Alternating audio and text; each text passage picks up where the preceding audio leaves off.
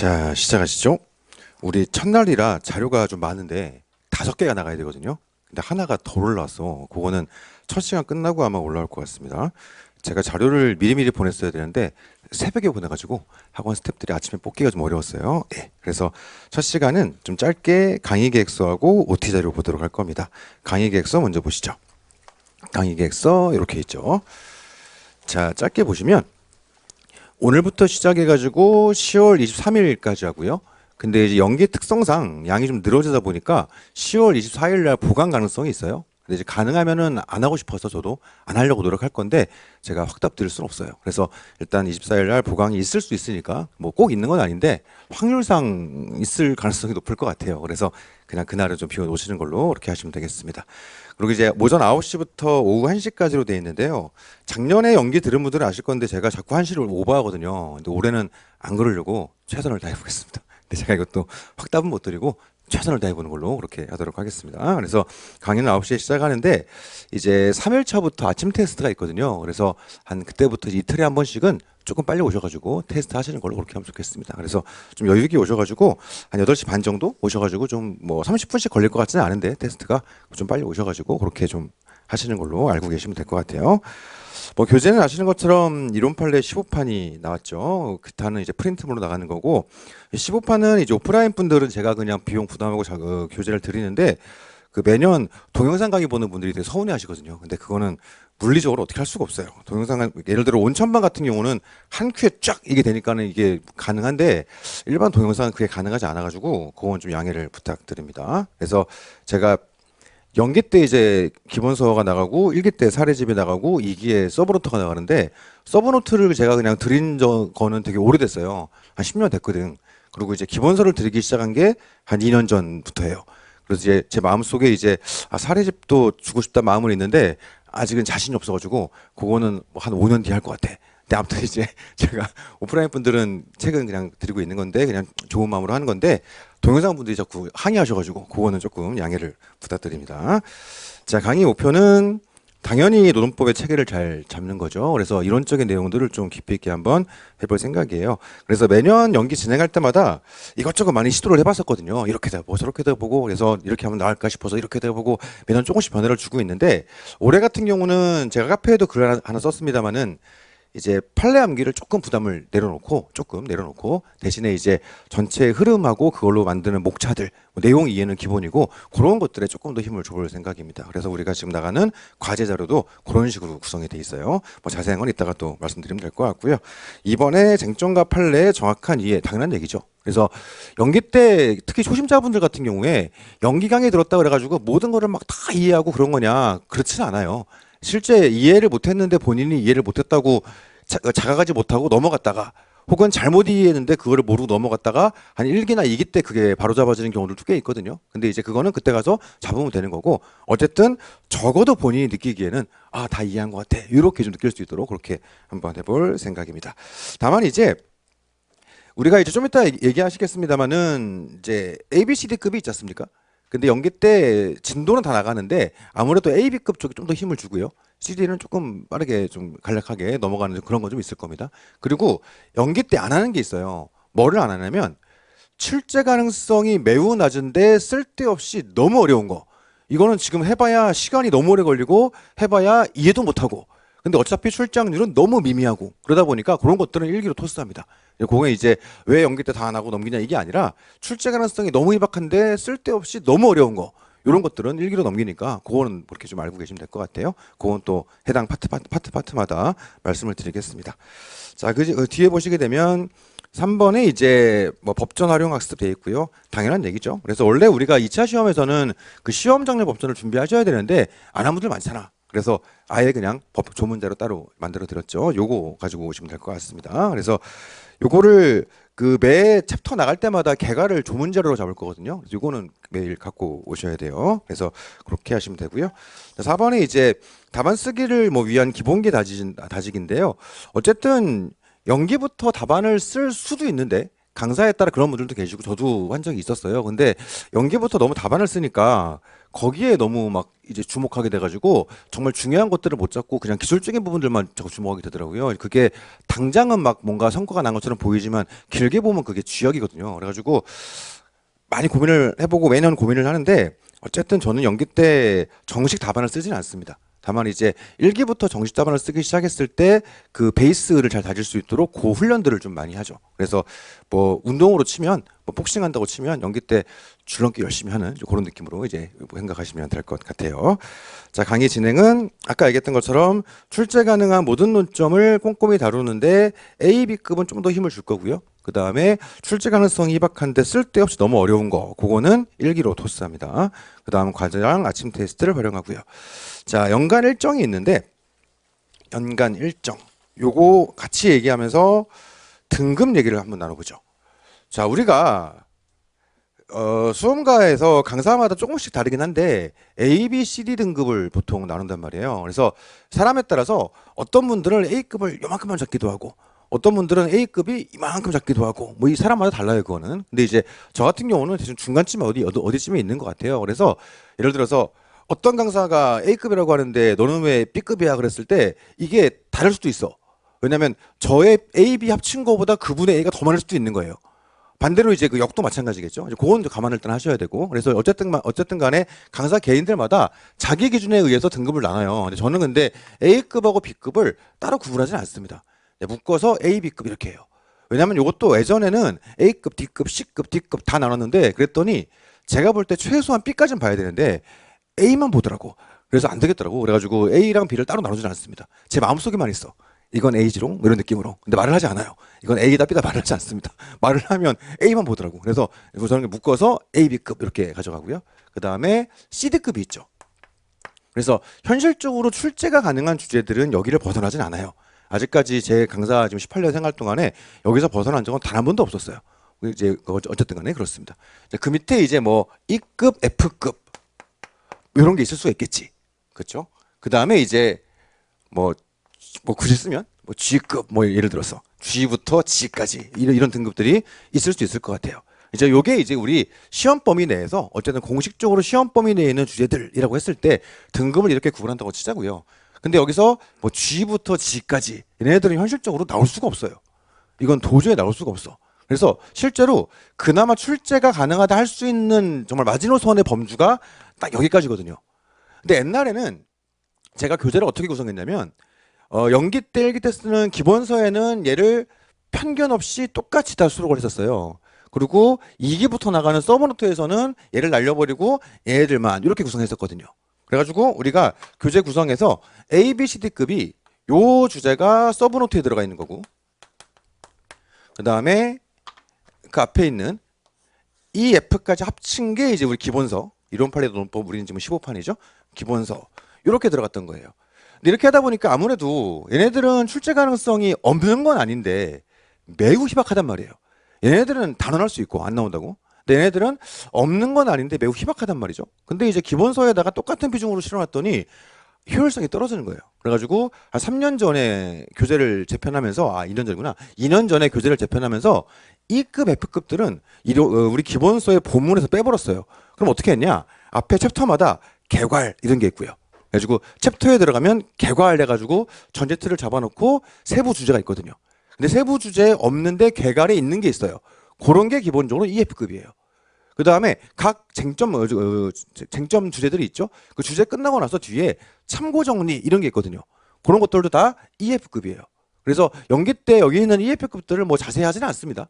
하지는 않는데 구력이 있는 분들은 지금 아니면 저걸 볼 일이 없어서 지금 복습하실 때 저거 좀 꼼꼼하게 보시면 좋고 처음 하시는 생동분들은 초심자분들은 시간이 부족하죠. 이거 볼 시간 없어요. 저건 그냥 제끼시면 되겠습니다. 그래서 우리 교재에서 EF급들은 이제 앞에 개괄이라든가 참고 정리 이런 식으로 따로 빼놨으니까 저기 있는 것들이 EF급들이구나. 그리고 여기 없는 것들은 G부터 G구나. 얘네들은 안 나오겠구나. 그래서 여기 없는 건 안 나온다. 이렇게 생각하시면 되겠습니다. 자, 그리고 실제로 우리가 그러면 본문으로 주제화 시켜놓은 주제 있지 않습니까? 그렇죠? 쟁점들. 그런 것들이 이제 A, B, CD급이에요. 그래서 강의 진행하면서 어떤 게 A, B급인지 어떤 게 CD급인지는 말씀을 드릴 거예요. 그래서 제가 각 챕터 들어갈 때 개괄을 잡을 건데 개괄 잡을 때 어떻게 표시할 거냐면 A, B급은 빨간색으로 동그라미 이렇게 표시를 할 거예요. 예를 들어 근기법 총칙에는 근로자를 배우고 사용자를 배우고 뭐를 배우는데 얘는 동그라미, 얘도 동그라미 이런 식으로 할 거예요. 이게 A, B급입니다. 아까 말씀드린 것처럼 A인지 B인지는 말씀 안 드려요. 그냥 묶어서 A, B급 이렇게 돼 있고요. 그 다음에 CD급은 파란색으로 표시를 할 거예요. 세모 이렇게. 그래가지고 개괄 잡을 때 세모 표시하는 주제는 CD급이구나 이렇게 생각하시면 되겠습니다. 그 다음에 EF급 얘네들은 따로 표시를 안 할 거예요. 그래서 빨간색 동그라미는 AB급, 파란색 세모하는 건 CD급, 아무 표시 안 하는 건 EF급 이런 느낌으로 생각하시면 되고, 그 다음에 G부터 G 얘네들은 그냥 X 쳐버릴 거야. 그 개괄 잡으면서도. 그래서 우리가 등급 기준은 이렇게 나누면 되겠다 보시면 되겠습니다.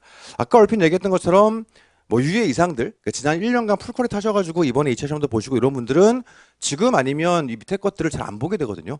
작년에 해봐서 아시겠지만 뒤로 가면 갈수록 이쪽에다 힘을 준단 말이에요. 그러다 보니까 그런 분들은 다 보시고, 지금 처음 시작하시는 분들은 양이 허덕일 거야. 시간 분량에. 그러다 보니까 그런 분들은 빨간색 동그라미 A급에 좀 더 힘을 주시고 그렇게 하시면 되겠습니다. 그래서 확률상으로는 A, B에서도 잘 안 빠져나가요. 그래서 보통 이제 한 3년에 한 번 정도 CD급에서 한 번씩 나올 때가 있거든요. 그래서 보통은 제가 얘기하는 A, B급이 저도 정확히 세보진 않았는데 한 주제로 치면 한 60개, 70개 되나 모르겠네. 저도 세보진 않아가지고. 근데 아무튼 그쯤 되는데 보통은 이 안에서 보통 나오거든요. 근데 이제 한 2년, 3년에 한 번 정도 CD급에서 하나씩 나오긴 나와요. 그래서 이제 조금 위험 부담이 있는데 처음 하셔가지고 너무 압박이 크신 분들은 그냥 처음부터 나는 어차피 내년에 나는 모험 걸 거야. 다 못 본다. 모험 걸 거야. 이런 분들은 그냥 싹 날리고 A, B만 봐도 괜찮습니다.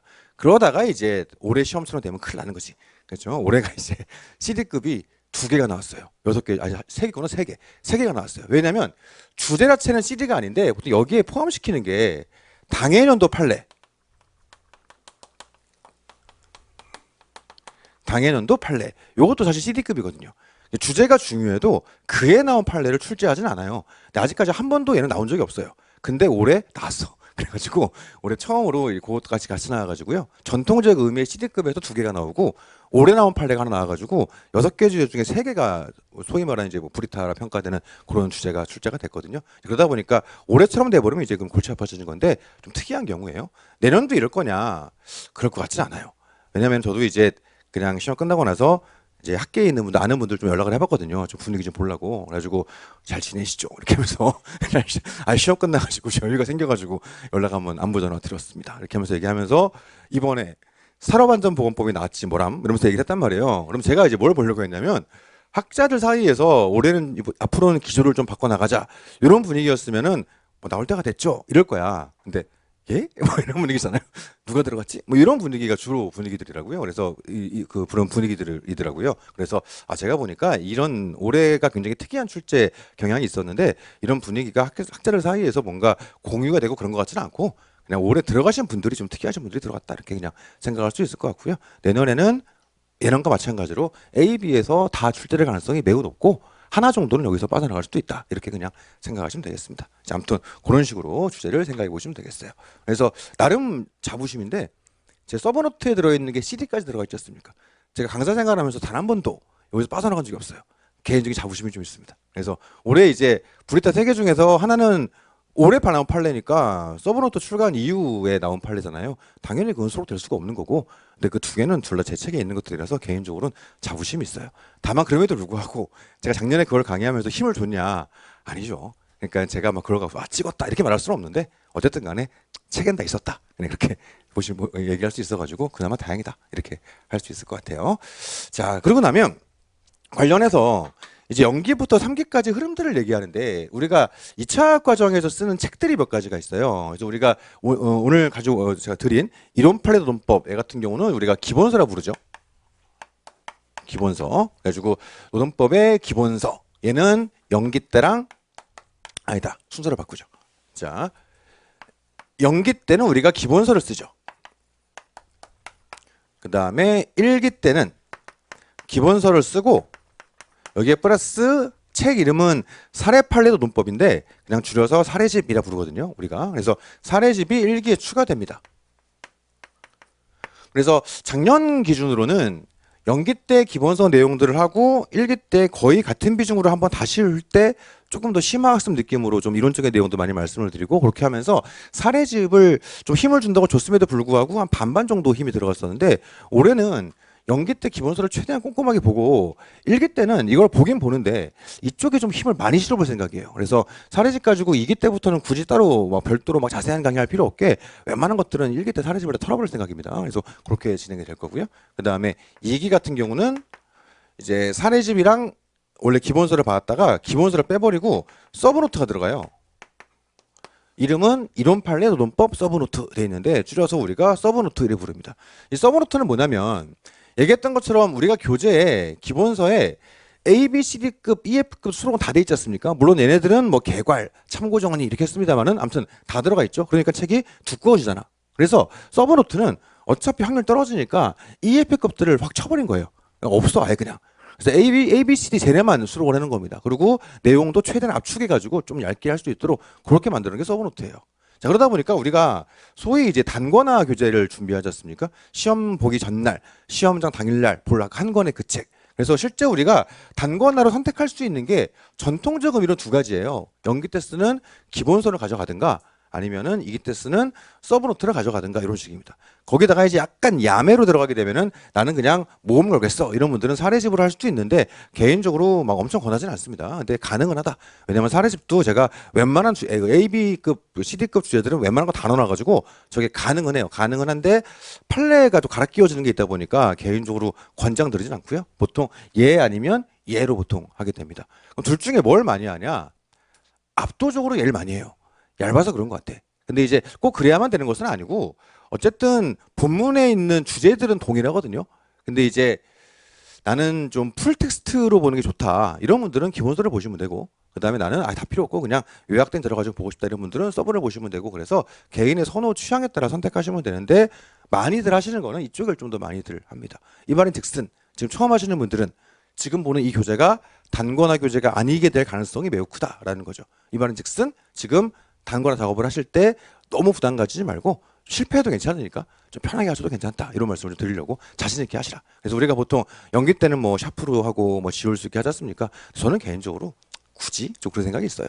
뭐 틀리면 어떻게 하면 돼? 새로 칠하고 새로 쓰면 되지 뭐. 그러니까 개인적으로는 좀 자신 있게 이것저것 책에 이것저것 많이 실험해 보시는 게 좋지 않을까 싶어요. 어쨌든 여기다가 사례집 추가되는데 아까 말씀드렸던 것처럼 이제 올해 같은 경우는 일기 때 사례집을 좀 최대한 많이 파놓을 거라서 이기 때는 사례집 활용도는 많이 떨어질 거예요. 그래서 이기 때는 서브노트 위주로 특히 AB급 위주로 이제 좀 더 깊이 있게 좀 공부해보는 그런 시간을 가져볼 생각입니다. 그리고 3기 때는 다 빼버리고 서브노트 가지고 강의를 진행하고요.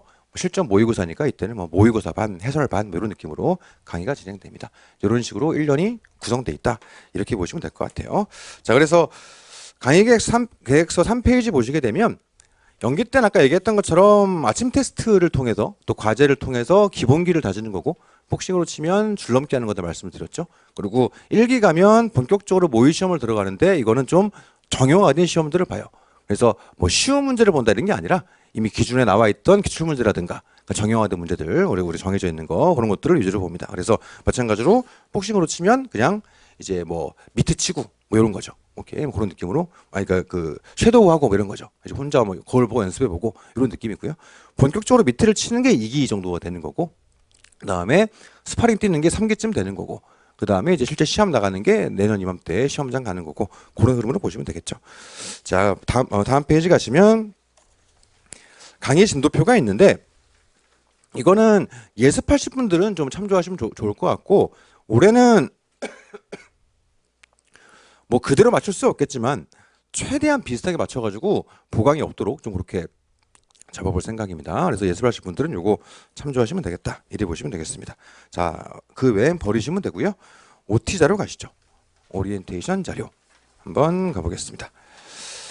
자, OT 자료 2페이지 가보시면 OT 자료 2페이지 가보시면 자, 1번에 기본적인 강의 일정 및 목표 되어 있는데 세 번째 칸에 우리 카페에 들어가시면 그 자료실 공지사항에 그 몇 년 전에 만들어 놓은 건데 슬기로운 수험생 해가지고 가이드북을 만들어 놓은 게 있어요. PDF로. 그래서 그거 한번 참조하시면 몇 년 지나가지고 조금 시대가 달라진 것도 있긴 한데 처음 하시는 분들은 그거 참조하시면 도움받을 수 있을 것 같고요.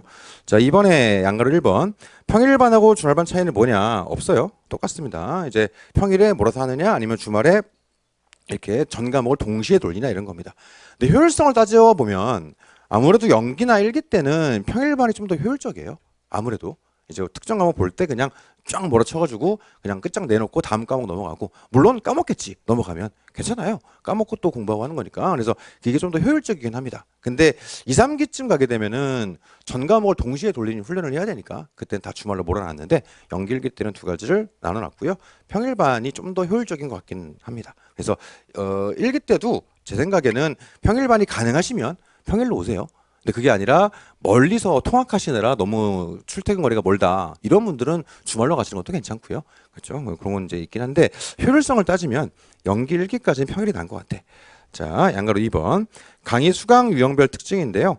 우리가 보통 오프라인 강의라고 그러면 세 가지로 분류를 해요. 이제 지금 202호에 계시는 실강 분들이 있고 201호에 계시는 실용상 분들 계시고요. 그다음에 동그라미 3번이 이제 온라인 청석반 온천반이라고 부르는 건데, 이거는 강의는 동영상으로 보는데 답안 제출을 우리 실강 실용상이랑 똑같이 하는 이제 인터넷 그 따로 홈페이지가 있어요. 파란 그걸 통해서 하는 클래스입니다.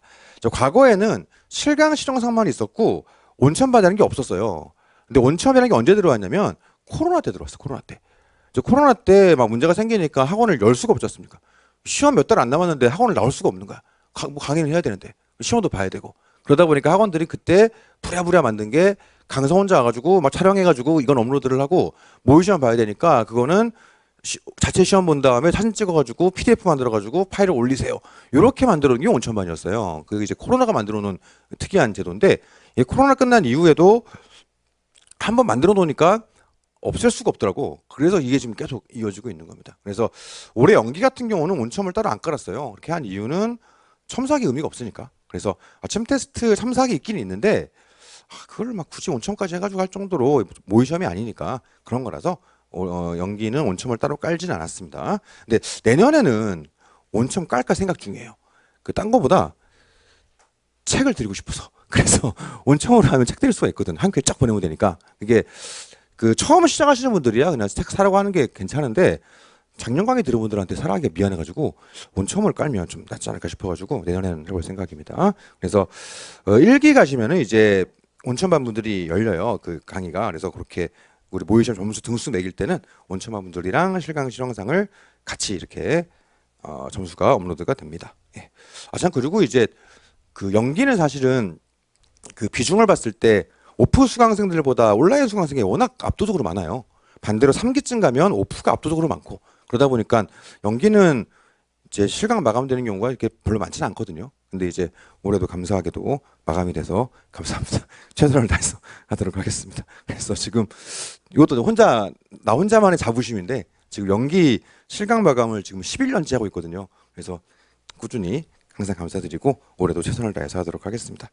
자, 3페이지 가보시면 방가로 이번에 온라인 강의인데 이게 일반적 의미의 동강이에요. 그래서 제가 1기 넘어가면 원래 동영상 강의는 첨삭이 없는데 1기 넘어가면 제가 1기부터 3기까지 일반 동강분들도 첨삭받을 수 있도록 따로 시스템을 굴리고 있어요. 제가 비용 부담하고 전담 첨삭자들을 이제 둬가지고 계약해가지고 이제 따로 이제 하는 게 있거든요. 이제 그거는 그렇게 활용하시면 되고요. 대신 많이 물어보시는 게 연기 아침 테스트는 안 되냐 하는데, 아우 이렇게까지 할 수는 없어요. 그래서 이게 될 정도면 온첨을 깔았겠죠. 근데 그게 안 깐 이유는 그 정도는 아니라서 그렇습니다. 그래서 연기 동강분들은 따로 첨삭 시스템이 있진 않아요. 근데 1기 이후부터는 있다. 그렇게 알고 계시면 되겠습니다. 자, 양가로 3번을 가보시면 공부 루틴을 얘기하는데요. 자, 평일반 분들은 깔끔한 게 오전에 와가지고 강의 듣고 오후 저녁 공부하고 주무시면 되지 않습니까? 루틴이 정해져 있는 거예요. 사실 저는 제 개인 루틴을 생각하면 저는 오전 강의가 너무 힘들어요. 저 어저께도 30분 자고 왔거든요. 제가 밤에 잘 안 자고 아침에 자가지고 오전 강의를 하면 잠을 잘 못 자고 온단 말이에요. 그러니까 제가 연기 때 패턴이 거의 안 자고 나와서 강의하고 낮에 한 3시간 자고 또 일하다가 아침에 잠깐 자고 이 패턴을 이제 유지하는데, 저만 생각하면 저는 별로 안 좋아요. 근데 왜 굳이 오전 강의를 이제 계속 지속하냐, 욕심을 부리냐, 이렇게 고집을 부리냐. 오전에 강의를 하지 않으면 사람들이 오후에 강의, 예를 들어 오후라고 치면 오후에 강의 듣고 저녁에 어영부영 하다가 술도 한잔 마시고 이렇게 다음날 푹 자다가 12시네 가야지 일어나가지고 학원 나와서 강의 듣고 힘드니까 또 저녁 먹으면서 반주 한잔 하고 또 자고 이런 패턴이 있어가지고 인간들이 공부를 안 하더라고. 그래서 오전에 강의를 해야 오후, 적어도 오후는 공부할 거 아니야. 그렇죠? 뭐 자더라도 저녁에 공부하겠지. 그래가지고 오전에 강의를 하는 게 공부 효율성에 제일 좋은 것 같아요. 그래서 어떤 게 중요하냐면 특히 처음 시작하시는 분들은 수업 루틴을 만드는 게 되게 중요해요. 되게 강조를 많이 하는 건데, 그래서 이게 패턴화된 삶을 만들어야 돼. 그래서 나는 월요일, 예를 들어서 월요일 오후 5시에는 어느 장소에서 무엇을 공부하고 있을 것이야. 이런 것들이 정해져 있어야 돼요. 그래서 지금 제가 밑에 표를 만들어 놓은 거는 주말반 기준인데 평일반은 필요 없죠. 평일반은 오전에 강의 듣고 오후에 이제 공부하고 저녁에도 공부하고. 그러니까 원래 수험이 하루를 3턴으로 나누는 거예요. 오전 턴, 오후 턴, 저녁 턴. 그러면은 오전 턴, 오후 턴, 저녁 턴에 각각의 시작 시간과 끝 시간은 어떠냐? 그건 상관없어요. 본인이 정하면 돼. 예를 들어 지금 평일반이니까 오전 턴은 정해져 있지 않습니까? 1시에 끝나겠지. 그럼 오후 턴의 시작을 나는 1시간만 쉬고 2시에 해야지 이렇게 해도 되고, 오전 내내 강의 듣느라 힘들었으니까 3시에 해야지 괜찮아요.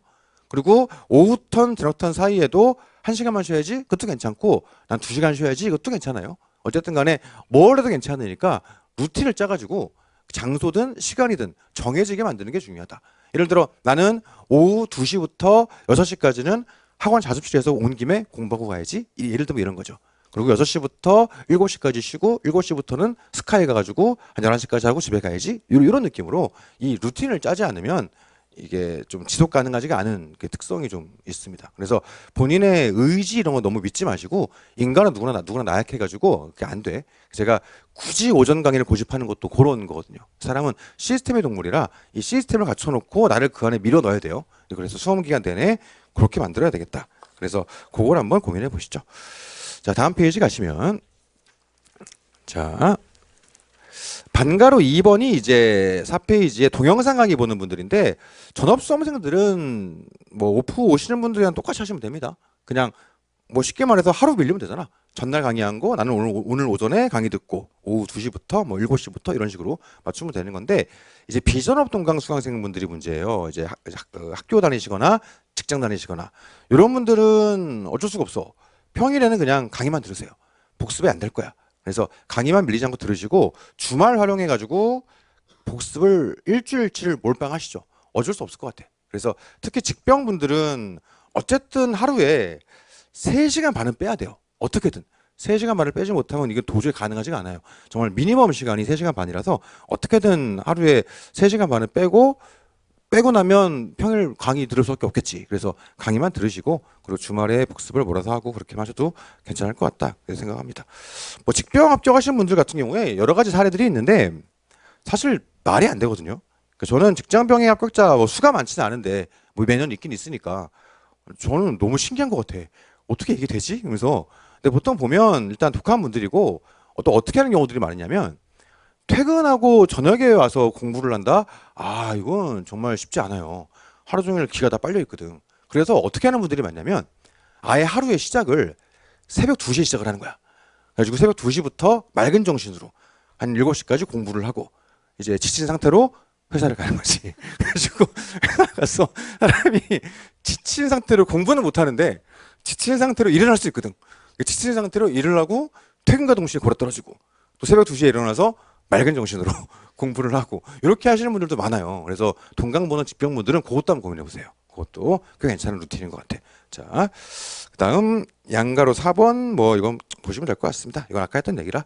자, 다음 페이지 가시면 5페이지에 양가로 5번 보시면 자주 하는 질문인데, 반가로 1번 1차 강의 모든 과정을 다 수강해야 되는 거 아니에요. 이제 1차 보시는 분들은 기본 강의가 메인이에요. 그거만 수강하시면 되고요. 그 뒤는 다 선택입니다. 이거는 1차 기본 강의 OT 때 말씀을 드렸으니까 그걸로 대체하고요. 그럼 이제 2차 강의 들은 분들은 1차 강의 어떻게 할 것이냐. 2차 강의 연기로 노동법을 진입하시는 분들이 있지 않습니까? 그러니까 저는 개인적으로 1차 기본 강의를 듣고 연기를 오는 게 효율성이 정말 좋다 생각하거든요.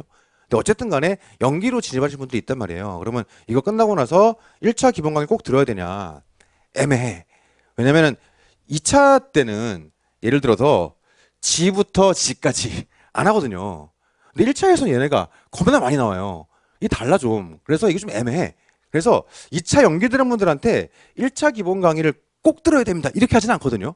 그래서 뭐 예를 들어서 뭐 문풀 이런 걸로 커버할 수 있어요. 근데 이제 2차 기본 강의를 다 들었는데 연기를 들었는데 체계가 안 잡힌다. 이런 분들은 체계를 잡을 겸 1차 대비할 겸 한 12월 정도에 기본 강의를 들어도 괜찮을 수는 있어요. 근데 뭐 필수는 아니다. 그래서 올해 특히 뭘 깔렸냐면 그 신종원 본부장님이 원래 민법 핵심 특강을 한단 말이에요. 그 헌동들을 위해서 그거를 올해부터 좀 넓혔어요. 그래가지고 강사들한테 얘기해가지고 그 핵심 특강식으로 헌동들을 위한 강의들을 한번 해보자라고 해가지고 이제 몇몇 강사가 들어가거든요. 그래서 아마 연말에 그게 열릴 거예요. 그래서 그거 하시는 것도 괜찮아요. 왜냐면은 그거는 강의의 특성상 조문 중심으로 하다 보니까 저 지부터 지까지가 많이 들어가 있거든요. 그래가지고 그것도 활용할 수 있을 것 같고요. 아무튼 정리를 해보면 2차 기본 강의로 1차 내용들이 100% 커버되지는 않는다. 빠지는 게 많다. 그래서 그걸 메꾸기 위해 메꾸기 위해서 1차 기본 강의를 또 들을 거냐? 그건 너무 오바다. 근데 뭐 내용 정리 겸 뭐 들으실 거면 뭐 그건 괜찮을 수 있는데 개인적으로 권하지는 않는다. 그래서 그 연말에 이제 헌동들을 위한 조문 중심 강의가 있으니까 그거 활용하시면 오히려 괜찮을 수 있을 것 같다. 이렇게 좀 말씀을 드립니다. 자, 방금 3번. 동차상의 경우 강의 수강 순서를 특히 동강 보는 분들은 어떻게 세팅할 것이냐. 개인적으로 제일 이상적인 건 첫 번째 같아요. 1차 민법 강의 듣고 1차 노동 기본 강의 듣고 2차 연기 들어오고. 근데 이게 사실은 예를 들어 시작 시점이 막 7월 달 이래가지고 순서대로 갈 수 있으면 괜찮은데 뭐 예를 들어 지금 듣는 요 타이밍이 막 11월 막 12월 뭐 이러면 애매하잖아. 그래서 그 시기에 맞춰서 선택을 좀 하시면 됩니다. 그래서 2차 연기로 입문하는 것도 괜찮아요. 개인적으로는 효율성 측면에서 1차를 거치고 오는 게 좋다고 생각하는 거지 2차 연기로 하는 게 만드는 건 아니니까 그에 맞춰가지고 또 일정을 짜시면 될 것 같습니다. 자, 방금 4번 동차생인데 아직 민법을 안 들었다. 수강 시점은 가능하면은 주말을 활용하든 하루에 한 2시간씩 빼든 민법은 하시는 게 좋아요. 근데 도저히 안 될 것 같다. 그때는 12월 달에 민법을 몰아서 들어야 되겠지. 그래서 다른 것들은 내년으로 좀 미뤄도 괜찮은데 민법은 하셔야 돼. 무조건. 그래서 아직 민법 안 되신 분들은 올해 평일에 매일매일 조금 끼워 넣든 주말에 몰빵을 하든 어떤 식으로든 민법을 하셔야 돼. 민법을. 동차생분들은 그것만 좀 생각하시죠. 그 외의 과목 어떻게 하면 될 것이냐.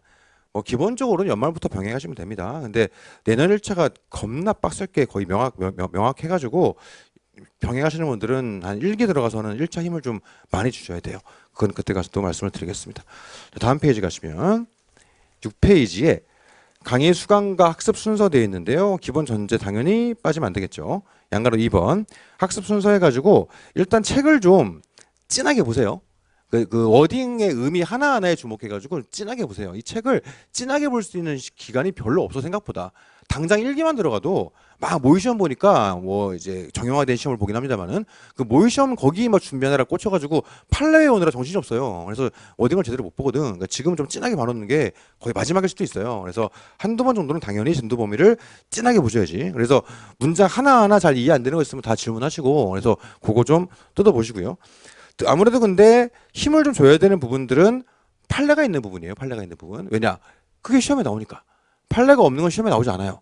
판례가 있는 게 시험에 나오니까 그 부분을 주로 힘을 줘서 봐야 되고 왜 그 판례가 나왔을까 고민해보고 강의 중에 말씀드립니다만 고민해보고 판례가 어떤 구조를 가지고 있느냐 뭐 요건, 요소, 결론 이런 판례도 있고 논거, 결론 이런 판례도 있고 그냥 밑도 끝도 없이 결론 이런 판례도 있고 요건, 논거, 결론 다 들어간 판례도 있고 원칙, 예외 판례도 있고 원칙 예외인데 왜 예외가 있는지 논증하는 논거가 있는 그런 판례도 있고 예외가 있는데기 위한 요건 있는 판례도 있고 그러니까 구조가 너무 다양해요. 그래서 구조를 생각하시면서 좀 보자 이런 겁니다. 처음 하시는 분들은 뭔 말인지 모를 텐데 이거는 공부하시다 보면 돼요. 금방. 자, 아무튼 보고요. 그 외에 이제 거기에 대한 검토라든가 비판 견해 이런 것들 안 봐도 됩니다. 사실은 답안이 안 써도 괜찮으니까. 자, 그렇게 본 다음에 워딩 중심으로 본 다음에 이해가 안 되는 내용들은 우리 카페를 통해서 질문하시면 되고요. 그래서 어쨌든 내용이 다 그렇게 이해가 되고 나면 다시 돌아가서 주제별로 이제 흐름들을 의식하면서 다시 한번 좀 보는 거죠. 이 플로우 목차 얘기를 좀 이따 할 건데 지금은 와닿지 않을 거야. 좀 이따 다시 얘기를 해볼 건데요. 이거를 의식적으로 신경을 쓰면서 이 주제, 이 목차 안에는 이 플로우 안에는 어떤 내용이 들어가야 되는가 그걸 좀 염두에 두면서 다시 한번 읽어보시고 그 다음에 그걸 읽어본 다음엔 딱 덮고 그 주제에 대해서 한번 그려보세요. 플로우도 그려보고 목차도 짜보고 이 플로우나 이 목차 안에 이런 내용들이 들어가야 되겠다. 그게 되면 일단은 된 거예요. 물론 그렇게 해도 다음날 되면 다 까먹어요. 괜찮아. 원래 그런 거니까 괜찮습니다. 이제 까먹고 또 공부하고 까먹고 또 공부하고 그런 거니까 그렇게 좀 보시고요. 그게 되고 나면 하루의 마무리 느낌으로 과제를 작성하시면 됩니다. 오늘 1일차 자료가 나갔는데 이게 자료가 어떻게 돼 있냐면 1페이지에는 1일차 퀴즈 돼 있죠. 이거는 강의 중에 같이 볼 거예요. 그리고 나면 4페이지부터 1일차 과제 돼 있단 말이에요. 오늘은 진도를 많이 안 나가니까 OT하고 뭐하고 하느라 4개밖에 안 되는데 내일부터는 좀 많을 거예요. 그래서 요거는 돌아가셔가지고 하루에 마무리를 찍는 그거가 되겠습니다. 그래서 그날 공부 끝나면 마지막에는 이 과제를 한다. 그리고 주무신다. 이렇게 하시면 되겠습니다. 그래서 우리 모바일 게임 하시는 분들 1회 하는 것처럼 저 과제로 꼭 하루에 마무리를 짓고 주무시는 걸로 그렇게 하면 되겠습니다. 과제 해오신 건 다음날 같이 점검을 하겠지. 오케이. 그렇게 보시면 되겠습니다.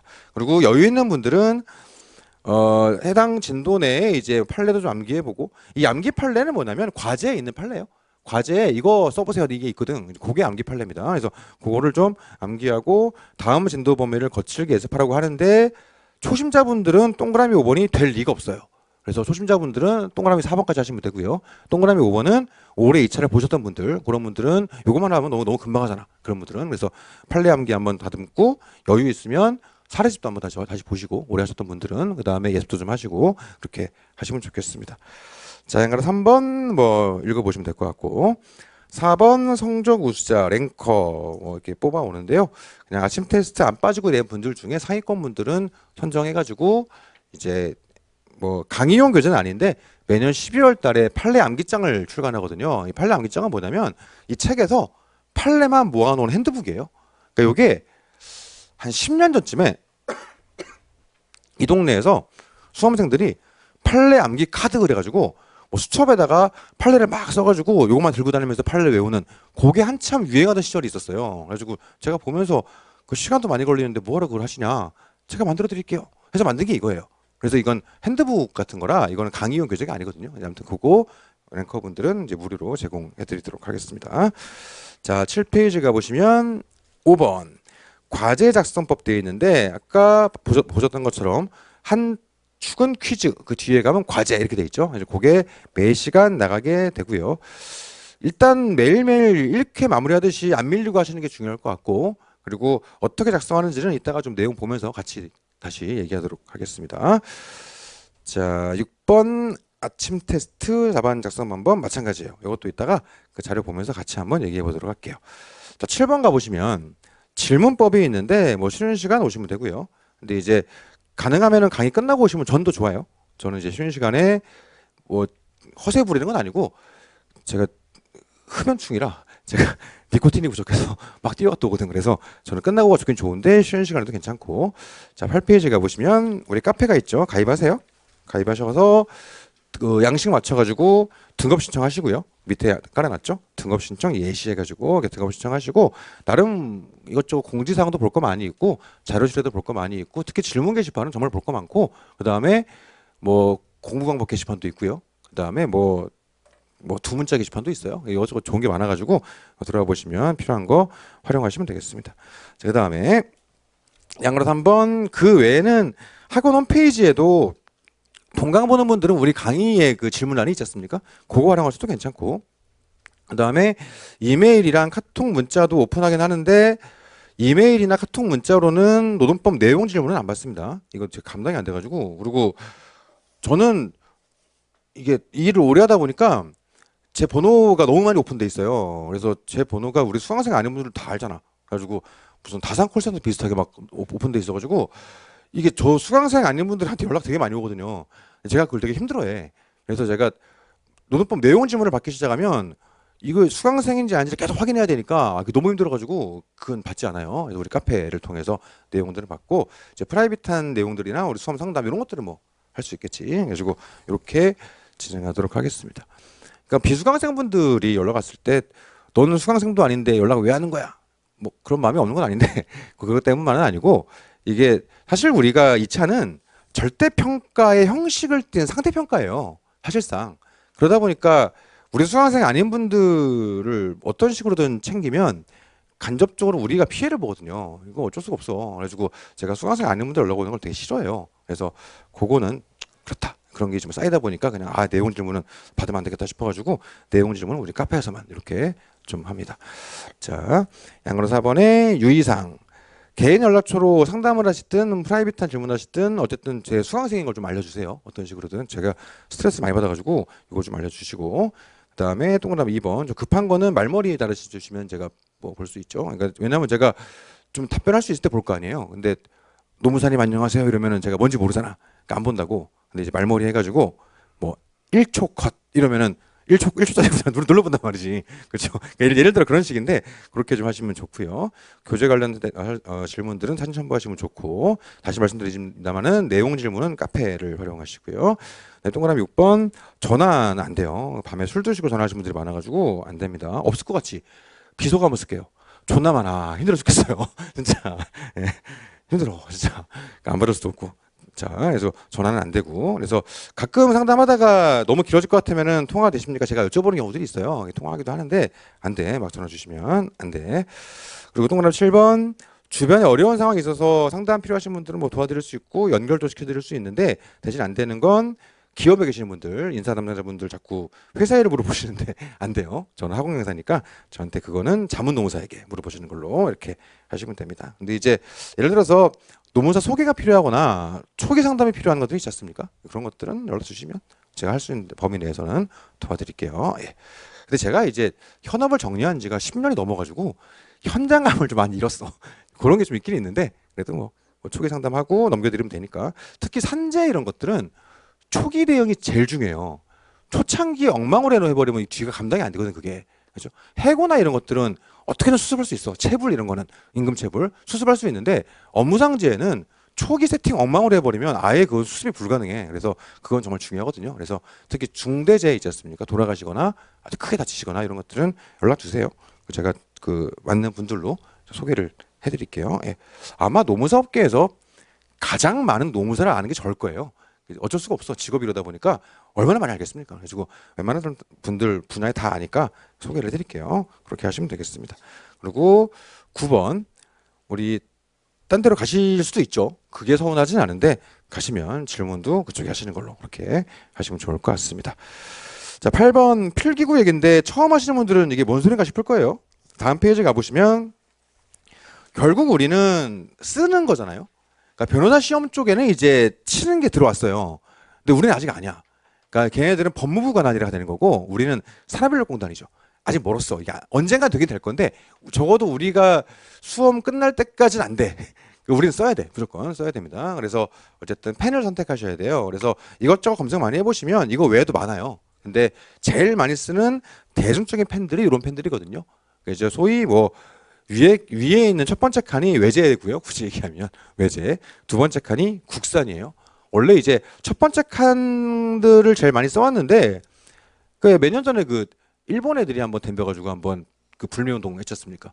그때 이제 수험판에서 두 번째가 막 뜨기 시작했지. 근데 그 당시에 저는 그런 건 하나도 안 중요하다. 수험이 중요하지. 그 수험의 매국노가 어딨냐. 합격이 중요하지. 하면서 그냥 하고 싶은 대로 하세요라고 했는데 어쨌든 요거 이제 그때 여파로 많이 써요, 밑에도. 그래서 이런 것들 중에서 고르시면 얼추 맞을 것 같고, 지금은 본인이 봤을 때 어떤 게 예쁘고 이거 잘 모를 거야. 답안을 안 써보니까. 근데 지금은 뭘로 고르시면 되냐면 손목이 편한 거.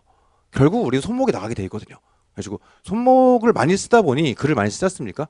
한 2기쯤 가면 손목이 다 아파요. 그래서 요거는 최대한 손목이 편한 거 이렇게 좀 선택을 하시면 되겠다. 이렇게 보시면 되겠습니다. 자, 9번 합격자 설명회랑 상담도 따로 준비하고 있어서 이건 나중에 다시 공지를 드리겠습니다. 그 다음에 10번 기타 연기 과정에 참조할 만한 좋을 사항들 되어 있고요. 양가로 1번에 우리 카페 공부 방법 공유 게시판이 있는데 요거 생각보다 좋은 글도 많아요. 그래서 원래 처음에 제가 카페 게시판을 만든 취지는 합격자든 수험생이든 좋은 아이디어 있으면 좀 올려보자 이런 거였는데 노무사들이 주로 올리다 보니까 수험생들은 못 올리는 것 같더라고. 그래서 사실은 글들이 노무사들 판이에요. 사실은 그렇긴 한데 어쨌든 다 채점하고 막 대면 상담하고 이런 분들이 보통 글을 쓰다 보니까 나름 도움되는 글들이 많이 있을 거예요. 그래서 취지를 일단 보시면 도움 될 것 같고, 양가로 2번 스터디 필요성 필요하면 하는 거지 뭐. 필요 없으면 안 하는 거고. 근데 개인적으로 봤을 때 일단 제일 조심하셔야 되는 건 왜 하는지도 모르는데 남들이 하니까 이거는 절대 하면 안 돼요. 그렇죠? 본인이 볼 때 이거는 좀 해보면 좋겠다. 그 생각이 들면 그때는 하면 좋겠다. 근데 개인적으로는 스터디를 썩 권장하진 않아요. 이게 사람 리스크가 너무 커가지고 이게 이 동네에서 이상한 분하고 잘못 느끼면 이게 되게 피곤해지거든. 그래서 개인적으로는 좀 신중하게 하실 것을 권장드리기는 합니다. 특히 평소에 그 거절 잘 못하는 분들 있잖아요. 하면 안 돼. 절대로. 그런 분들은 스터디를 안 만든 분들이에요.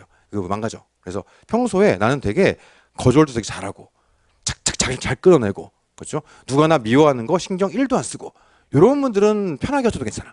근데 이제 거절 잘 못하고 누가 나 미워하면 마음이 너무 힘들고 막 이런 분들은 하면 안 돼. 이런 분들은 신중하게 하셔야 됩니다. 그래서 스터디가 공부에 독되는 경우도 많아서 이거는 좀 신중하셔야 됩니다. 자, 그래서 3번 필기 및 단권화 방법인데 일단 필기를 판서를 쭉 하겠죠? 하는데 그때그때 베껴 써도 되는데 이거를 책에다가 바로 쓰시는 건 개인적으로 권장하지 않고요. 엉망이 될 수 있어. 그래서 바로바로 쓰실 거면 따로 노트 하나 준비하셔가지고 거기다 일단 쓰고 복습하실 때 필요한 것들을 예쁘게 정리한 형식으로 가져가시는 게 좋겠다. 그게 하나 있고요. 그리고 필기노트 굳이 안 해도 괜찮은 게 저는 중간에 판서를 지우지 않아요. 그러니까 저의 판서는 저쪽 끝에서 이 끝까지 가거든요. 그러니까 예를 들어 내가 이번 시간에 여기까지 해야 돼. 근데 칠판이 끝나버린 거예요. 그럼 그냥 쉬었다 가요. 어쩔 수 없이. 안 지우니까. 왜 안 지우냐. 필기 힘드신 분들은 쉬는 시간에 사진 찍으라고.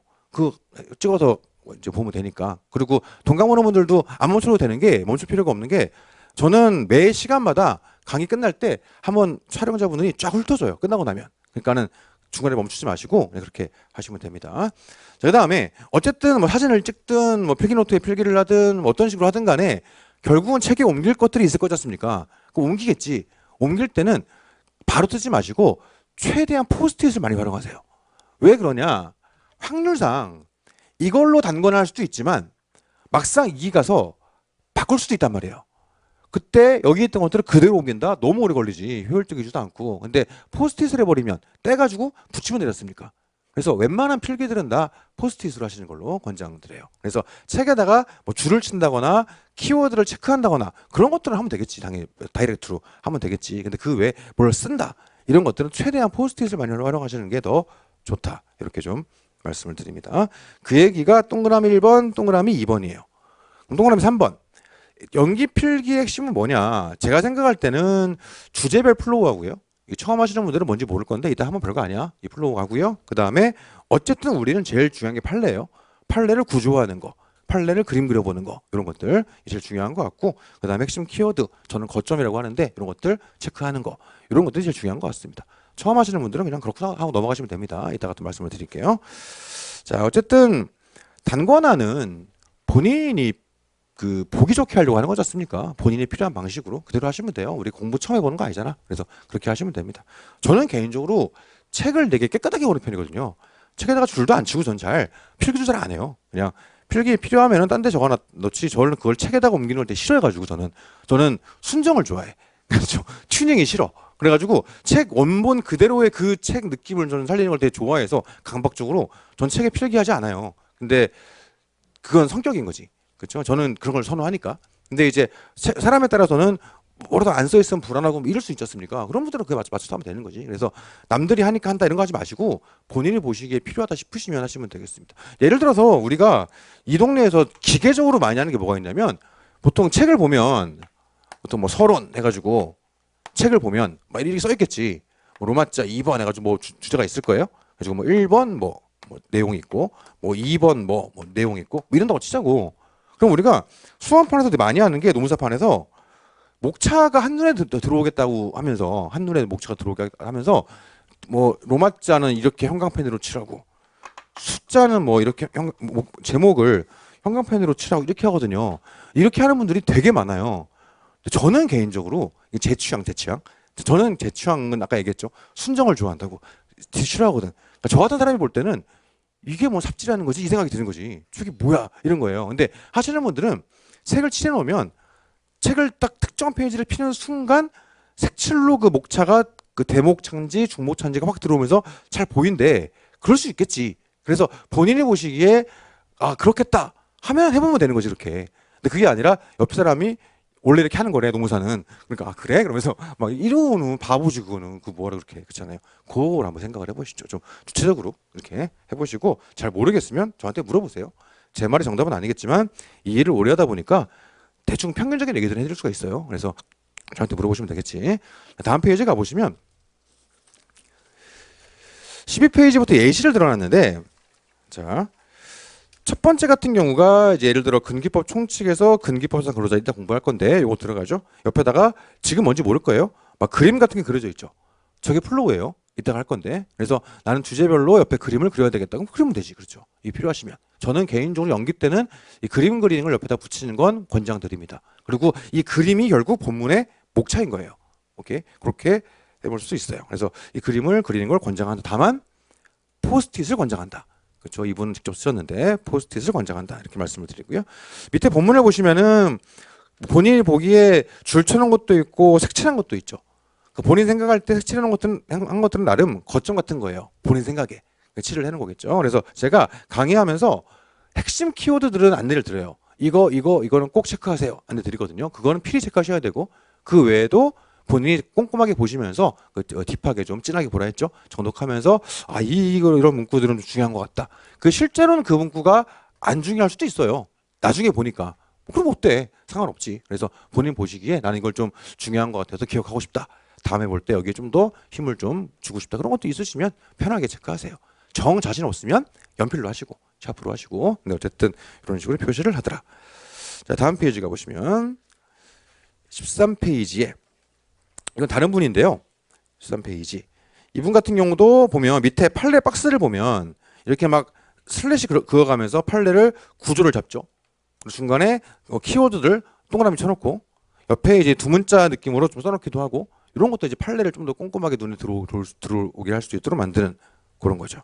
오케이. 그래서 이런 식으로도 하더라. 결국은 우리가 그 단권화라는 게 책을 꾸미는 게 아니잖아요. 다꾸하는 것처럼 하는 게 아니잖아. 그래서 꾸미는 게 중요한 게 아니고 본인이 공부할 때 효율성을 높이기 위해서 하는 거니까 그냥 본인이 보시기에 아 필요하겠다 싶은 것들은 하면 되고 어쨌든 일반적으로 많이들 하는 거 보통 누구에게나 효용성이 있는 것들을 말씀을 드리는 거예요. 그림 그려놓는 거, 판례 옆에 두 문자 써놓고 뭐 이게 구조 찍고 이제 키워드 체크하고 이런 것들 말씀을 드리는 겁니다.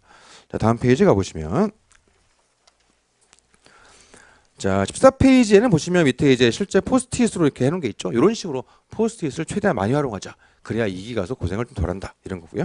뭐 15페이지도 마찬가지로 이제 그림 그려놓은 거라 이런 식으로 이제 보시면 되겠습니다. 자, 넘어가시면 자, 16페이지인데요. 자, 법률과 법률 행위 되어 있습니다. 그래서 첫 시간은 요거까지 딱 보고 쉴게요. 법률과 법률 행위. 자, 일단 1번에 법조문의 체계에 돼 있는데 뭐 이 시간에 이걸 읽어드리는 건 뭐 비효율적인 것 같고 복습하실 때 읽어보세요. 너무 기본적인 내용들이라. 그래서 우리가 조항호목 그러죠. 1조 1항 1호 가목 이런 식으로 그렇죠. 2조 1항 뭐 3호 2조 1항 4호 뭐 라목 이런 식으로 이렇게 돼 있죠. 조항호목 이럽니다. 자 그래서 보면 조항호목 양가로 2번에서 첫 줄 보시면 법조문은 핵심은 조항호목이고요. 정식으로 읽을 때는 뭐 제몇조, 제몇항, 제몇호 이런 식으로 제를 붙이고 목은 제를 안 붙여요. 그래서 조항호까지는 제를 붙여요. 그래서 우리가 답안 쓸 때도 어떻게 쓰냐면 근로기준법 제2조, 제1항 이런 식으로 써요. 제2조, 제1항 이런 식으로 뭐 제1호. 근데 목이 나온다. 목에는 뭐 제가목 안 그러고 가목, 나목, 라목, 다목 이렇게 들어갑니다. 그래서 제자를 붙이세요. 어쨌든 우리가 채점을 학자들이 하지 않습니까? 그렇죠? 사람이 하는 거지. 그래서 제를 안 붙이는 게 점수에 영향을 준다. 말이 안 되거든요. 근데 영향을 줄 수도 있어요. 그러니까 암묵적으로 보면서 거슬릴 수도 있잖아, 그게. 저 같은 사람들이 볼 때는 그게 뭐 이럴 수 있는데 사람에 따라서는 되게 거슬리는 사람이 있을 수도 있죠. 그러니까 처음부터 습관을 들일 때 그냥 아예 제를 쓰는 걸 습관을 들이시죠. 이게 안 쓰면 좀 성의 없어 보여. 사람이 하는 거니까. 그래서 제를 좀 습관을 들이는 걸로 하시고요. 자, 그 다음에 두 번째는 읽어보시면 될 것 같고 17페이지 가보시면 17페이지의 첫 번째 칸 실무상으로는 일일이 언급하기가 불편하기 때문에 주로 조는 돼지 꼬리 기호를 많이 써요. 제가 강의할 때 이걸 써. 제가 강의할 때 실제로 근로기준법 제2조 제2랑 제1호를 저는 어떻게 쓰냐면 강의할 때는 그냥 근기법 이게 제2조예요. 1항 1호 이런 식으로. 이건 강의용. 실무자가 쓰는 용어. 시간이 없으니까 빠르게 하려고. 답안에는 이거 절대 안 돼요. 답안에는 무조건 이렇게 근로기준법 제2조 제1항 제1호 이렇게 들어가더라. 이것만 좀 말씀드리고요. 자, 2번에 법과 계약을 보면 첫 번째 칸에 규범이 나오죠. 1차 기본 강의도 그렇고 2차 기본 강의도 그렇고 처음 시작할 때 항상 하는 얘기인데 이게 일단 우리는 사회에 규범이란 게 있고 계약이란 게 있어요. 규범은 뭐냐? 룰이지 룰 그냥. 룰. 우리 사회의 룰. 우리 조직의 룰. 이게 규범이죠. 사회에는 사회 규범이 있죠. 종교단체 가면 종교 규범이 있고 정치단체 가면 정치 규범이 있고 이게 규범이에요. 근데 그런 룰들이 아예 법에 써 있는 거야. 그걸 우리는 법규범이다 이렇게 얘기하죠. 근데 우리가 예를 들어 사회에서 통용되는 에티켓 일종의 사회규범이에요. 근데 그걸 우리는 공부하지 않지 않습니까? 우리는 법을 공부하는 거지. 그래서 우리가 수험에서 얘기하는 규범은 법규범을 얘기해요. 그래서 우리가 이후에 취업규칙의 법규범성, 단체협약의 규범적 효력 그러면은 이 법규범 그 얘기하는 거구나 이렇게 생각하시면 됩니다. 자, 그러면 이런 식의 규범의 특징은 뭐냐? 두 가지 특징이 있는데 첫 번째, 나를 구속한다. 어쨌든 나를 구속해요. 내가 싫어도 어쩔 수 없어. 나를 구속해. 그렇죠? 두 번째 연결되는 건데 나의 동의 여부는 중요치 않다. 룰이니까 룰. 룰을 만듦에 있어서 내 동의 여부가 이 효력의 여하를 결정하지는 않지 않습니까? 그래서 나의 동의 여부와 무관하게 나를 구속한다. 내가 싫을 수 있지만 어쩔 수 없다. 이게 룰이에요. 자, 예를 들어서 요즘에는 이제 흡연 매너 분위기가 많이 달라졌지 않습니까? 예전하고 비교하면 요즘에 막 사람들 많이 있는데 담배를 막 피우고 있다? 그러면 사람들이 어떻게 해요? 눈총을 주겠지. 그리고 가끔 성질 들어온 사람 만나면 시비 걸리기도 하지 않습니까? 난 이해할 수 없는 거야. 이 좋은 게 왜? 이러면서. 근데 그건 내 생각이고. 근데 이건 사회 규범엔 안 맞는 거지. 그래서 내가 동의 안 해도 이걸 내가 따르지 않으면 어떤 식으로든 제재를 받게 되겠죠. 근데 내가 아예 법 규범을 위반했다. 이거는 법적 제재를 받게 되겠지. 이게 규범이에요. 그에 반해 계약은 어떤가요? 계약은 내가 약속을 했잖아. 약속을 했으면 지켜야지. 자, 특징이 뭐냐? 계약은 나를 구속한다. 두 번째, 내가 약속했으니까.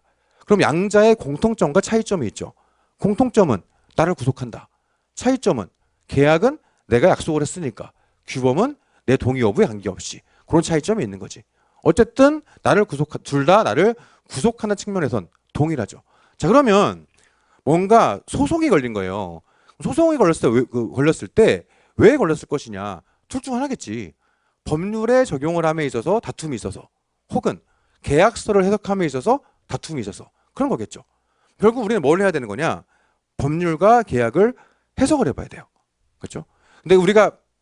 그런데 기본적으로 규범을 해석하는 거하고 계약을 해석하는 게 좀 달라.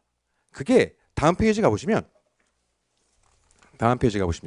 3번에 법률의 해석 방법과 법률 행위 해석 방법 이런 차이점이 일단 있는 겁니다. 오케이, 자세한 건 좀 이따가 얘기하고요. 자, 다시 돌아가셔가지고 그럼 우리가 규범과 계약을 왜 굳이 구별하냐? 이유는 두 가지예요. 하나는 방금 얘기했던 것처럼 해석 방향이 달라요. 우리가 결국 판결을 내린다는 건 법률을 해석해서 그 법리에 근거하여 누구 말이 맞는지를 판단하거나 얘네 계약서를 해석해서 그 내용에 따라서 누구 말이 맞는지를 판단하는 건데 이 근거되는 규정이 규범인지 계약인지에 따라서 해석의 방향성이 좀 달라요. 자세한 내용은 좀 이따 볼 건데 어떻게 다르냐? 규범은 어쨌든 법적 안정성이 중요하죠. 그러니까 예를 들어 우리나라에 법이 있다고 치고 이 법은 국민들 개개인들이 이걸 만들 때 참여한 게 아니지 않습니까? 그러니까 이걸 왜 만들었는지 이런 게 생각보다 알 길이 별로 없어요. 그러니까 법률을 해석할 때는 써 있는 문구 그 자체가 되게 중요해요. 근데 그에 반해 계약은 둘이 약속을 했죠. 그러다 보니까 계약을 해석할 때는 당사자의 의사가 되게 중요해요. 그러니까 무슨 말이냐면 법률을 해석할 때는 A라고 써 있으면은 A일 가능성이 굉장히 높아요. 근데 계약서는 A라고 써 있다 하더라도 B일 가능성도 무시할 수는 없는 거지. 얘네가 B를 의도했는데 쓰기만 A라고 써줄 수도 있으니까 그런 차이점이 좀 있습니다. 그래서 양자를 구별하는 게 필요하겠다. 그 다음 둘째 뭐가 다르냐면 논의의 실익이 있냐면 계약은 어떻게 바꾸겠어요. 그러니까 계약의 성립 자체가 둘이 약속해서 생긴 거니까 바꾸는 것도 약속을 하면 돼요. 그러니까 둘이 합의하면 내용은 바꿔진단 말이에요. 근데 룰은 내가 바꾸고 싶다 바꾸는 게 아니지. 계약은 내가 얘랑만 합의하면 바꿔지지만 룰은 내가 동의한다고 바뀌는 게 아니라 우리가 동의해야 바뀌는 거죠. 예를 들어서 우리는 시간이 많이 지나면서 아까 얘기했던 것처럼 흡연 에티켓에 많은 변화가 있었어요. 그러니까 저는 예를 들어 흡연한 지가 오래됐는데 저는 예전에 담배 피면서도 저 스스로 자부심이 있었거든요. 저런 자부심, 아까 저런 거 자부심이 있었거든. 이게 뭐냐면 나는 굉장히 흡연 에티켓이 너무 좋은 사람이야. 흡연 에티켓 상위 0.1% 이랬단 말이에요.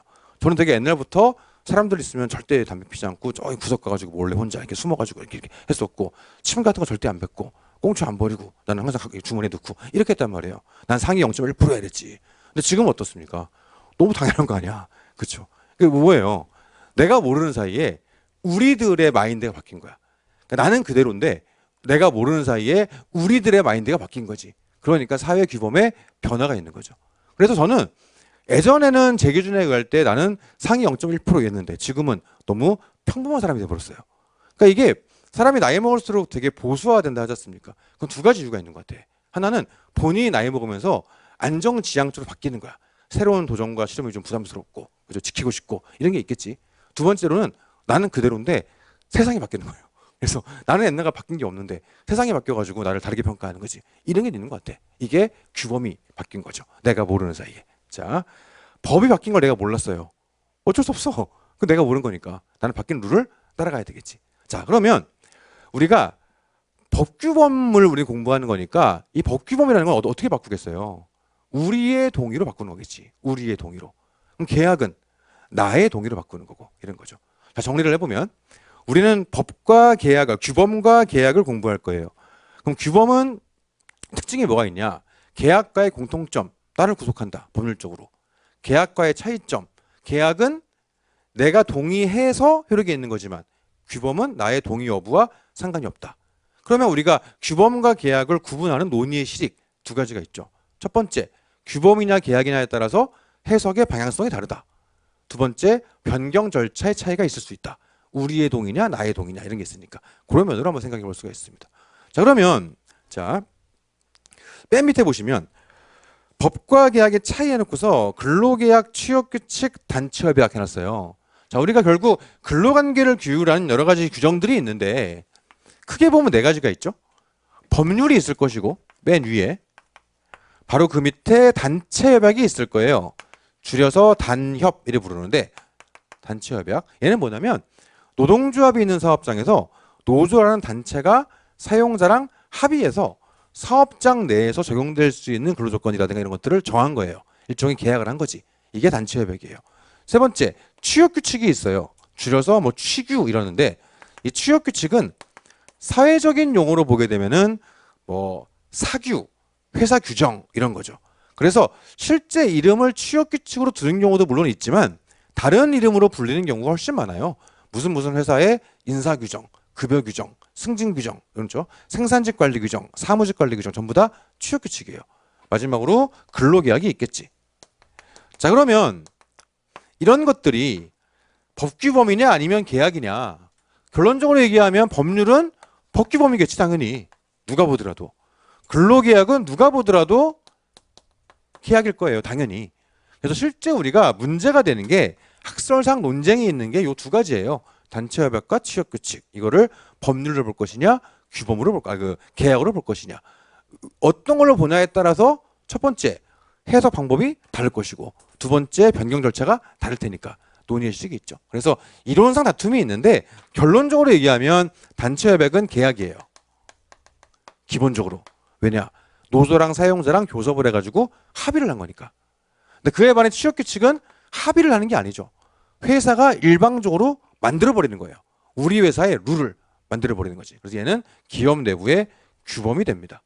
뭐 자세한 얘기들은 해당 파트 가서 다시 할 건데 쉽게 말하면 이런 거예요. 그래서 예를 들어서 단체협약을 해석을 한다.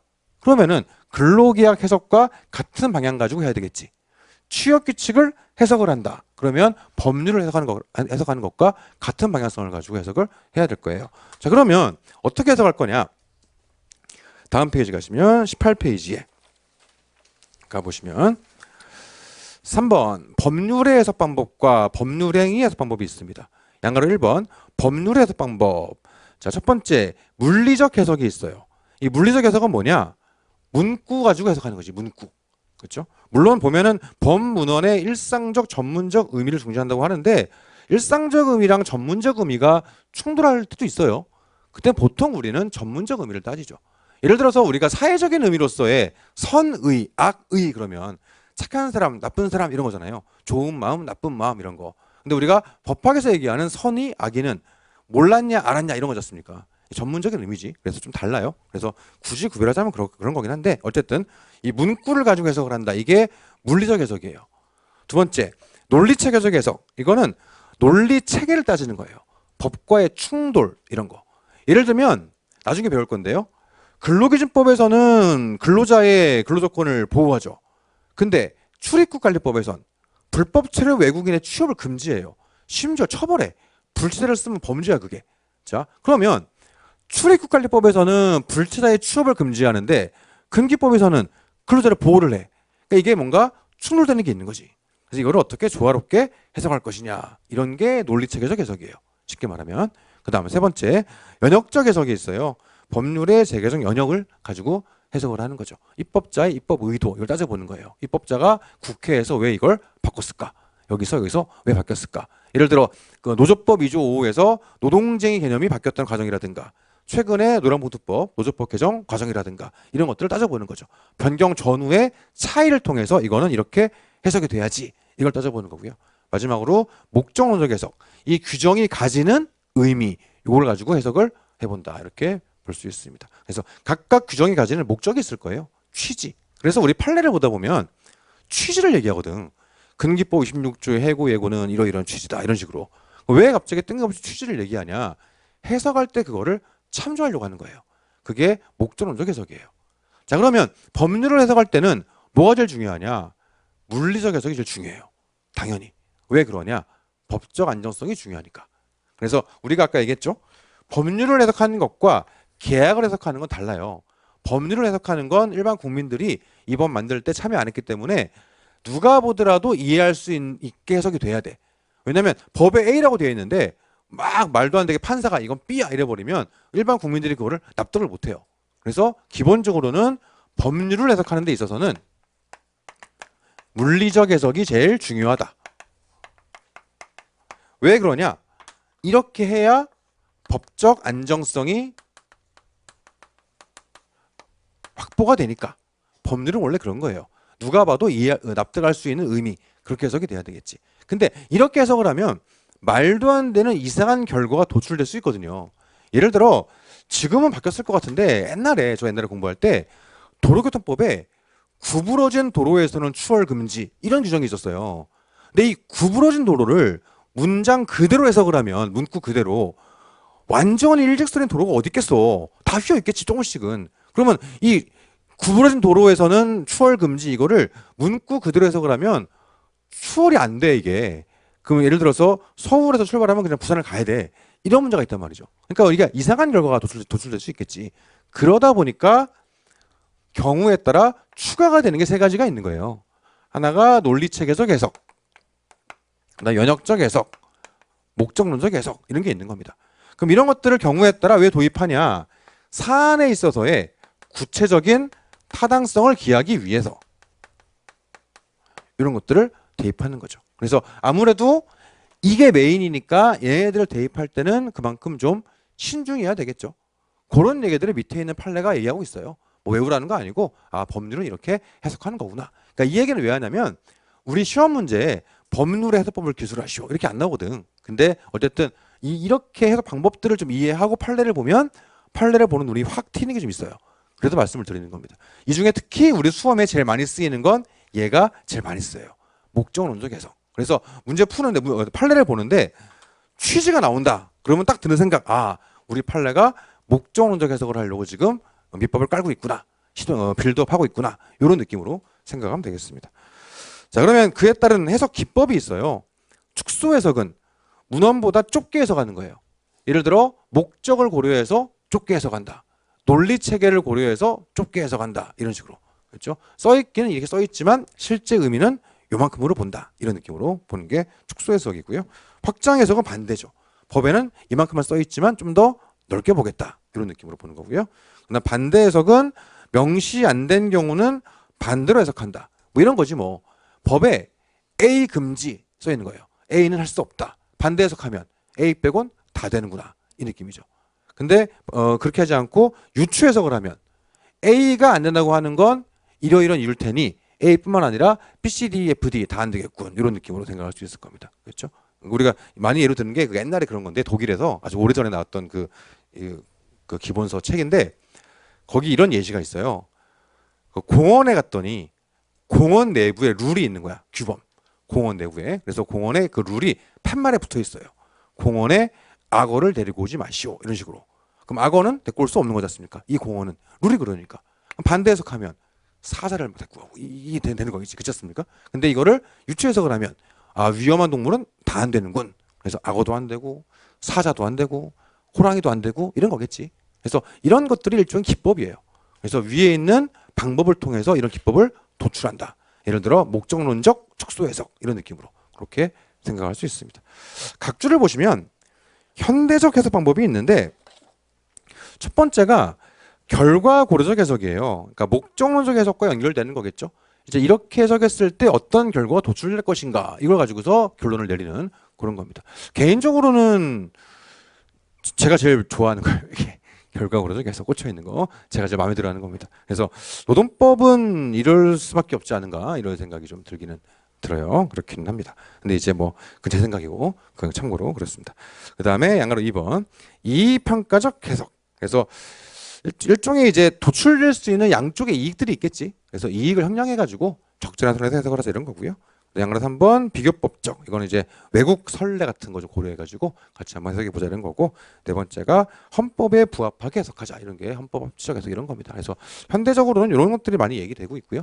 전통적으로는 위의 것들이 많이 얘기가 되고 있더라. 그래서 이걸 뭐 외우라는 게 아니고 아 이런 것들을 통해서 우리 판례가 법리를 제시하고 있는 거구만. 그 느낌만 좀 가져가시면 되겠습니다.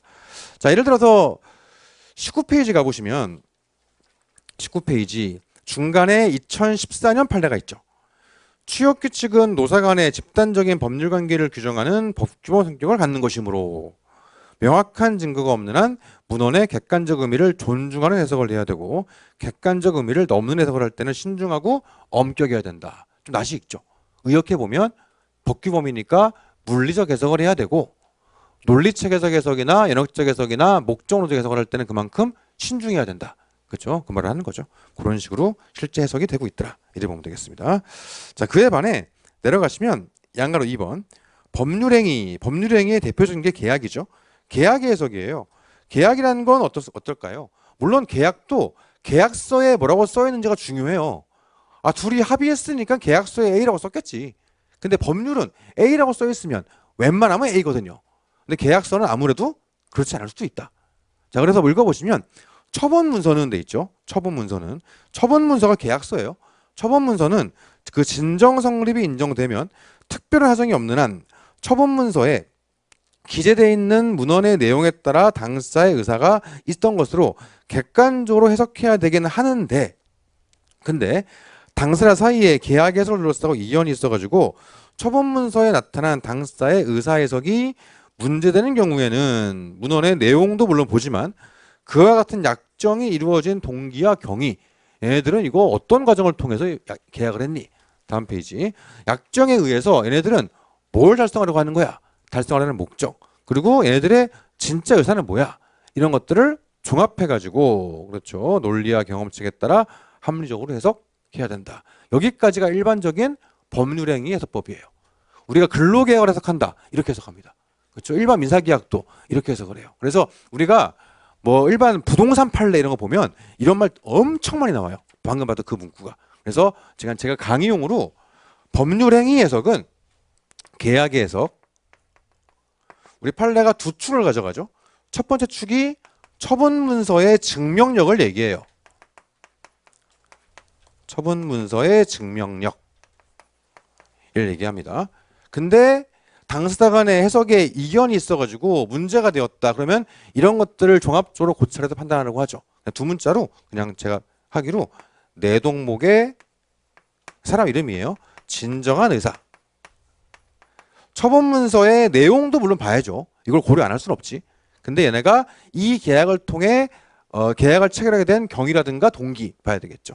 달성하려는 목적도 봐야 될 것이고 당사자의 진정 의사도 봐야 될 것이고 이런 것들을 종합적으로 검토한다. 자, 그러면 법률의 해석은 어디에 방점이 찍혀 있냐? 이쪽이 방점이에요. 얘는 좀 더 신중해야 되고. 근데 그에 반해 얘는 이쪽에도 방점이죠. 문구가 써 있는 게 물론 중요하지만 당사자의 진짜 의사, 얘네가 정말 달성하려고 했던 것, 이런 것들이 훨씬 더 중요할 수 있겠다 이런 겁니다. 그렇죠? 뭐 교도소 가면은 걔네가 은어를 많이 쓰지 않습니까? 근데 교도소도 흡연이 된다며. 야매로 이렇게 뒤로 돈 주면 된다면서요. 또 모르지 안 가봐서 된다며. 근데 걔네들끼리 은어가 담배가 강아지래요. 뒤에서 밀거래를 하는 거야. 가지고 야 강아지 한 마리 있냐? 이러면 뭐 10만 원 이렇게 하나 보지. 그러면 야씨 무슨 강아지가 10만 원이네. 싫음 말고 하니까 얘가 강아지 한 마리 10만 원 콜 이렇게 해가지고 둘이 계약을 한 거예요. 썼어 계약서에다가 강아지 한 마리를 10만 원에 구매한다. 사인 이렇게 한 거야. 계약서 썼죠. 그래가지고 며칠 뒤에 저 뒤에서 만나기로 했어요. 그래서 나는 10만 원을 준비해가지고 영치금 가지고 준비해가지고 아 정말 금단이 막 너무 오래 힘들었어. 막 벌써 막 니코틴이 올라오는 것 같아. 그래가지고 막 이러고 있어. 근데 그 사람이 저쪽에서 강아지를 끌고 오고 있는 거야. 이게 안 맞잖아 이게. 이거 가지고서 나는 계약을 이행했다. 안 맞잖아요. 법률에서는 문제가 안 돼요. 강아지잖아. 근데 계약에서는 그게 안 맞는 거지. 그래서 해석 방향이 다를 수 있다. 요거 한번 생각할 수 있습니다. 그래서 이 내동목의 진정한 의사가 판례 보다 보면 은근히 종종 나와요. 왜 그러냐? 근로계약의 내용을 둘러싼 해석에 문제가 있는 판례들 그런 것들은 다 이 얘기를 해요. 그러면 법률행위 해석법을 가지고 해석을 하고 있는 거구만. 요 느낌으로 우리가 생각해 보면 되겠습니다. 자, 한 페이지만 앞으로 가시면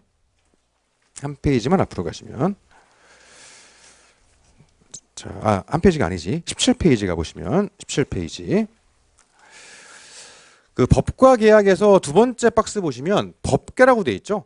대륙법계는 이제 유럽 쪽이고 영미법계는 영국, 미국이지 뭐. 그렇죠? 대륙법계는 법 규정이 중요해요. 영미는 판례가 중요하고. 뭐 나름 이유가 있죠. 유럽은 지배층이 계속 바뀌었죠. 얘네가 들어왔다가 쟤네가 들어왔다가. 그러니까 여기 사는 사람들은 그대로인데 지배층이 얘네가 들어왔다가 얘네가 들어왔다다 보니까는 얘기를 해줘야 되는 거야. 우리 마을은 원래 이래요. 해줘야 되는 거지. 우리 마을은 원래 이래요. 누가 들어와도 보여주는 거야. 우리 마을은 이렇게 해왔어요. 이런 식으로. 그건 뭐겠습니까? 법이지. 그렇죠? 우린 이렇게 해왔다. 그럼 누가 들어오더라도 그거를 존중 안 할 수가 없을 거 아니야. 그래서 얘네들은 이게 발전한 거야. 법전이. 근데 그에 반해 영국, 미국은 외세에 침탈을 당한 기억이 별로 없었습니까? 그냥 항상 우리였어. 그러니까 뭘 쓸 필요가 없어. 왜냐? 우리 마음속에 다 있거든. 몇 년 전에 이 일이 있었을 때 이때는 이렇게 했었어. 그럼 뭐 지금도 그렇게 하는 거예요. 그러니까 걔네는 일종의 판례가 그 자체로 법이 돼버리는 거예요. 그러니까 우리는 유럽 애들은 뭘 배웁니까? 법학 배울 때 법전을 배우지. 미국 애들은 판례를 배워요. 그러니까 미국 로스쿨을 가면 그냥 판례만 배워. 걔네들은. 자, 그럼 우리는 뭐냐? 대륙법계지. 그렇죠? 유럽의 대륙법계 그 체계가 일본을 타고 우리한테 넘어왔으니까. 그래서 우리는 모든 논의는 항상 법 규정으로 시작하는 거죠. 판례는 왜 나올까요? 법 규정 해석에 다툼이 있으니까 판례가 나오겠지. 그 논의의 흐름인 겁니다. 그걸 좀 기억하시고요. 그 다음 법의 종류는 보시면 되고 법의 체계도 보시면 될 것 같고 자 법에 분류해가지고 공법, 사법이 있죠. 이론적으로 공법과 사법을 분류하는 견해가 좀 다툼이 있어요. 근데 수험적으로 그냥 이해하시기로 공법은 국가랑 사인의 관계를 규율하는 법. 사법은 사인과 사인 간의 관계를 규율하는 법 이런 거예요. 공법의 대표적인 예가 헌법 이런 거죠. 국가가 보장해야 되는 기본권 이런 거. 형법은 국가가 너네를 처벌하겠어 이런 거. 행정법, 국가의 행정 처분이 어쩌고저쩌고 이런 거지 않습니까? 다 공법이지. 사법의 대표적인 게 민법이죠. 민법. 그래서 민법은 얘가 얘한테 돈을 빌렸어. 이런 거니까 이게 사법이죠. 그럼 노동법은 무엇이냐? 둘 다 있어요. 공법의 특성과 사법의 특성이 둘 다 있습니다. 근로자와 사용자의 관계도 규율하지만 사용자와 국가의 관계도 규율하고 근로자와 국가의 관계도 규율하고 노동조합과 사용자의 관계를 규율하지만 노동조합과 국가의 관계도 규율하고 사용자랑 국가의 관계도 규율하고 노동법은 둘 다 있어요. 그래서 우리는 사회법이다 이래 불러요. 좀 새로운 조류죠. 그래서 그 전통적 의미에서의 공법의 영역, 사법의 영역, 사회법의 영역 이 새로 나오게 된 겁니다. 그래서 노동법, 경제법 이런 것들이 일종의 사회법이다 이렇게 보통 분류를 합니다. 그래서 강의하다 보면 뭐 공법 관계란 말을 쓸 때가 있고 사법 관계란 말을 쓸 때가 있어요. 이건 그냥 공법 관계 그러면 아 국가랑 사회 내 관계를 말하는 거구나 이렇게 생각하시면 됩니다. 예를 들어 공법적 뭐 명령 이렇게 얘기하면 아 국가의 명령 이런 느낌으로 사법 관계 그러면은 아 우리끼리 문제 이렇게 이해하시면 되겠어요. 그래서 아 공법 사법이 강의할 때 말이 나오면 아 그런 거구나 생각하시면 됩니다. 자 그다음에 실체법 절차법이 있죠. 실체법은 누구 말이 맞니 이런 거고요. 절차법은 어떻게 해야 되니 이런 거죠. 민법 실체법이죠. 민사소송법 절차법이죠. 형법 실체법이죠. 형사소송법 절차법이죠. 노동법은 굳이 얘기하면 실체법이긴 해요. 굳이 얘기하면. 근데 둘 다 있어요. 노동법은 절차도 규율하거든. 그래서 우리는 마찬가지로 좀 되게 현대적인 법 체계죠. 노동법은 그렇다. 그래서 기본 개념을 이렇게 좀 가져가시면 되겠습니다. 자, 그러고 나면 좀 쉬었다가 어디부터 볼 거냐면 21페이지에 노동법과 수업노동법이 있죠. 요거는 좀 쉬었다가 한번 들어가 보도록 하겠습니다. 예, 쉬었다 가시죠. 쉬셨다가 40분에 시작할게요.